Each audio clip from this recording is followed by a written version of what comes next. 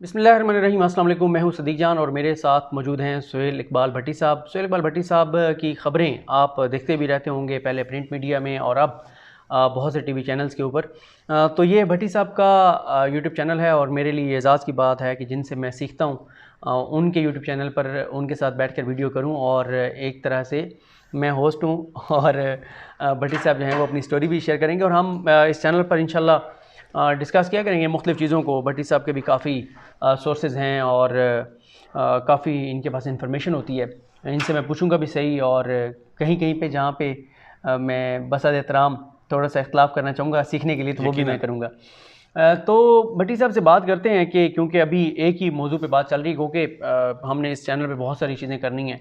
अवाम की जो बरह रास्त मसाइल हैं, एनर्जी से रिलेटेड हों, इकॉनमी से रिलेटेड हों और बहुत सारे, और भट्टी साहब की ख़बरें जो हैं वो काफ़ी तहलका खेज़ भी होती हैं। लेकिन अभी हम बात करेंगे ये जो गिलानी साहब जीते, हफीज़ शेख साहब को शिकस्त हुई, उसके बाद की जो सूरत हाल है। कल वोट ऑफ कॉन्फिडेंस लेने जा रहे हैं प्राइम मिनिस्टर पाकिस्तान। और एक और जो बात बहुत ज़्यादा हो रही है और वो है जहांगीर तरीन फैक्टर, उस पर भी बात करेंगे। भट्टी साहब के पास भी इंफॉर्मेशन है थोड़ी सी, मैं भी बात इस पर करूँगा। अच्छा सर, इस पर हम बात कर लिया, अब हम मुख्तसर बात कर लेते हैं कि इस सब में आपको जहांगीर तरीन फैक्टर कितना नज़र आता है कि जहांगीर तरीन साहब के कभी एक फैक्टर था हफीज़ शेख साहब के हारने में या पीडीएम की कामयाबी में? मेरे एक दोस्त हैं, बहुत करीबी हैं हफीज़ शेख साहब से। गायब गए महीने दो बाद उनकी मुलाकात होती है और पिछले इन महीनों में भी हुई। और स्पेशली जब ये सारा सिनेरियो आया तो उनकी हफीज़ शेख साहब से इनसे जहांगीर तरीन साहब से मुलाकात हुई। तो मैंने उनसे पूछा क्या सिनेरियो है, तो उन्होंने कहा कि हफीज़ शेख साहब उनके दोस्त भी हैं और गिलानी साहब को उन तक मैसेज पहुँचा है और वो हफीज़ शेख को सपोर्ट करेंगे और जहांगीर तरीन फैक्टर फैसला कौन रोल प्ले करेगा। तो मेरी एक ज़ाती असेसमेंट थी और पॉलिटिकल ऑब्जर्वर के तौर के ऊपर मैंने कहा ऐसा नहीं होगा। उसकी दो तीन वजूहात थी। मैंने कहा भले वो हफीज़ शेख के ख़िलाफ़ ना जाएं वोट मांगने के लिए, लेकिन जो उनका अपना एक असर व रसूख है, अगर वो उस मकसद के लिए इस्तेमाल नहीं करते पूरे दिल के साथ, तो अल्टीमेटली मुखालिफिन को उसका फ़ायदा मिल रहा होता है। देखिए, सियासत बड़ी बेरहम होती है, मफादात का खेल है। एक शख्स को शुगर स्कैंडल के अंदर जितनी हैवी डेंट उसको पहुंची, शुगर स्कैंडल से पहले तक जहांगीर तरीन साहब सुप्रीम कोर्ट से नाअहल होने के बावजूद प्राइम मिनिस्टर ऑफिस में आला सतही इजलास चेयर करते थे, सामने 6 मिनिस्टर्स बैठा करते थे।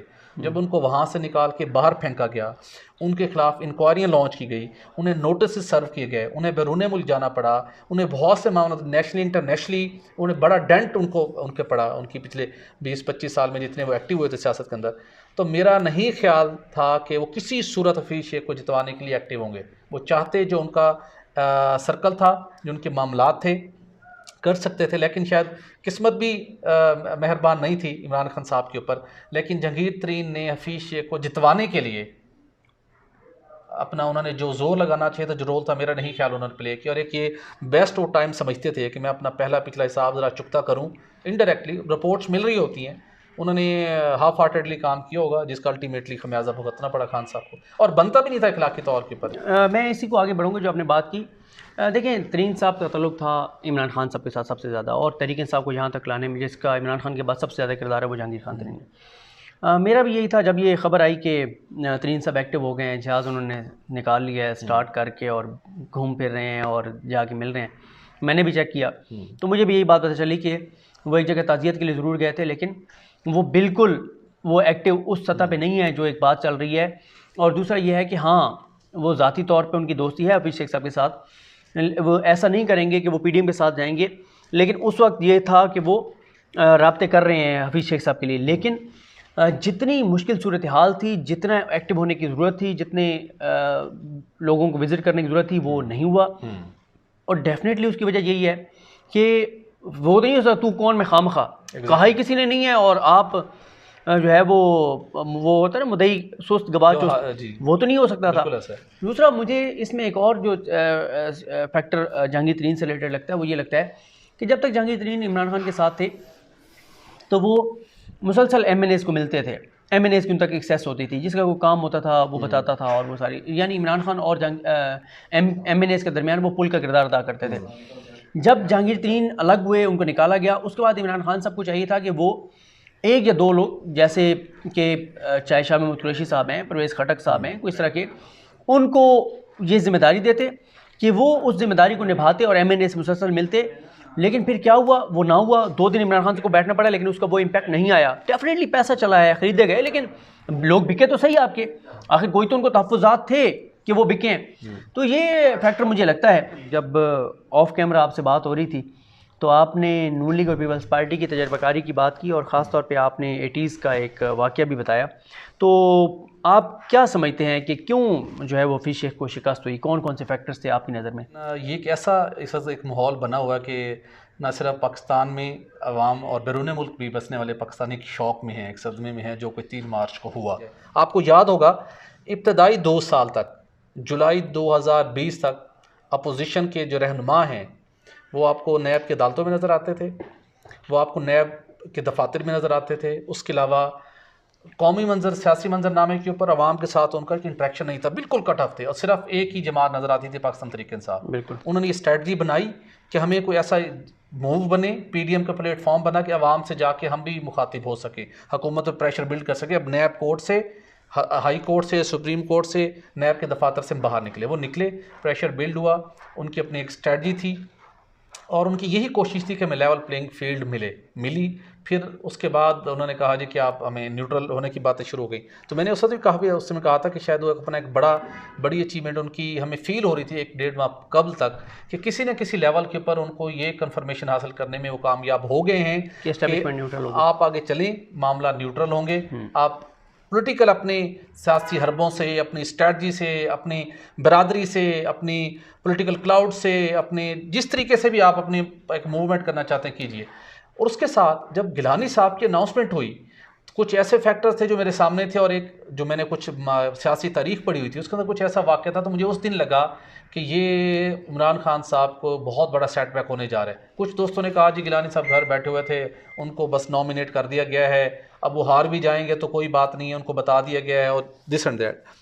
जो मैंने एक उनका वाक़या पढ़ा बिलखुसूस, जब एक तो गिलानी साहब ने ज़िला कौंसल लेवल से उन्होंने अपनी सियासत का आगाज़ किया, फिर अपना उनकी एक ख़ानदानी सियासत के अंदर भी एक नाम है।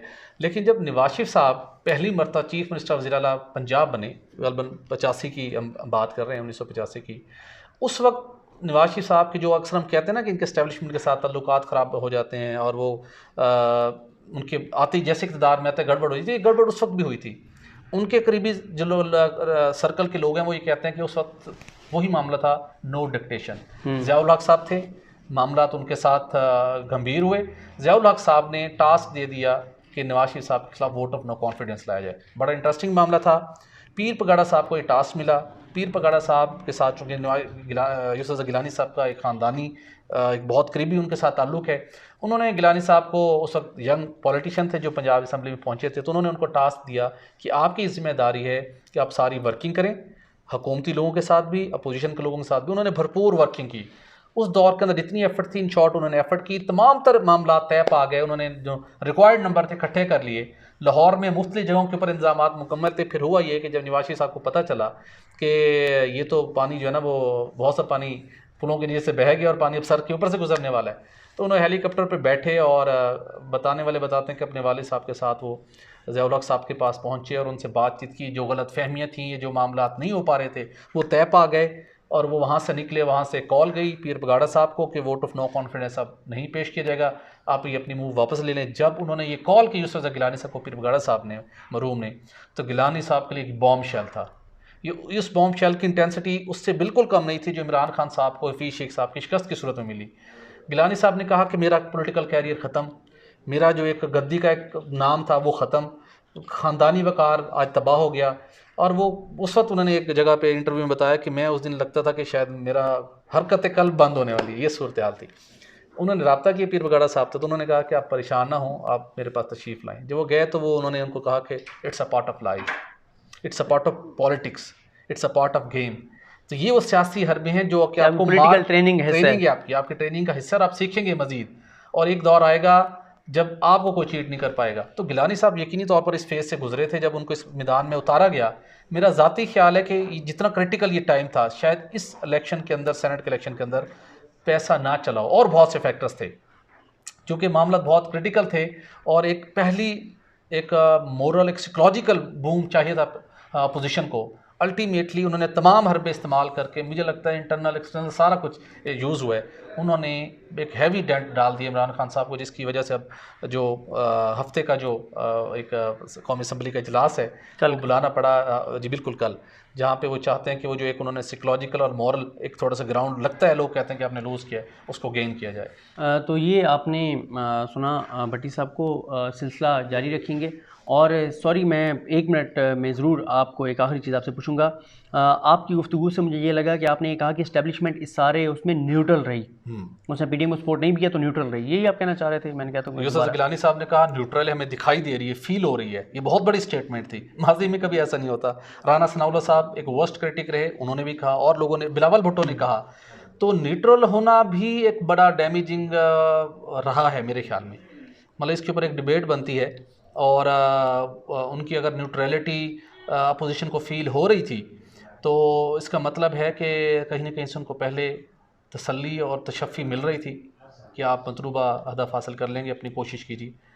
बिल्कुल ठीक है जी। आपने सुना भट्टी साहब को, ये सिलसिला इंशाल्लाह जारी रखेंगे। वैसे तो रोज़ाना भट्टी साहब किसी न किसी इशू पे वीडियो अपनी अपलोड किया करेंगे, और कोशिश होगी जितने दिन मैं साथ बैठ सका मैं भी बैठूंगा इंशाल्लाह। तो अपना फ़ीडबैक ज़रूर दीजिएगा, हमें अपनी दुआ में याद रखें। अल्लाह हाफ़िज़।